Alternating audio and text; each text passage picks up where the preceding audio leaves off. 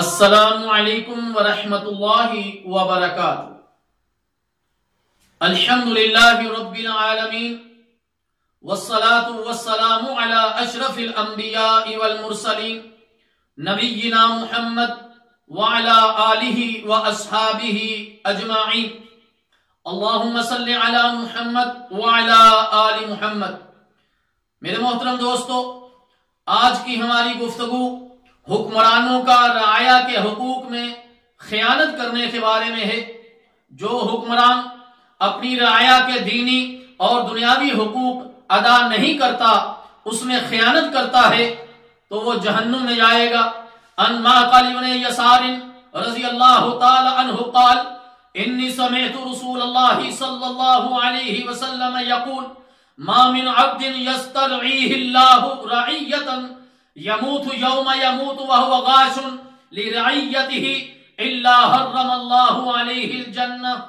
حضرت معقل بن یسار رضی اللہ تعالی عنہ سے روایت ہے کہ میں نے نبی مکرم صلی اللہ علیہ وسلم کو فرماتے ہوئے سنا، ایسا کوئی شخص نہیں کہ اللہ نے اسے کوئی رعیت دے رکھی ہو اور وہ اس حال میں مرے کہ اپنی رعیہ سے خیانت کرنے والا ہو تو اللہ تعالیٰ جل شانہ نے اس پر جنت کو حرام کر دیا۔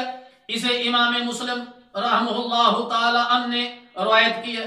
امام نووی رحمہ اللہ تعالی عنہ فرماتے ہیں حاکم پر اپنی رعایا کے دین اور دنیا کی اصلاح کرنا لازم ہے۔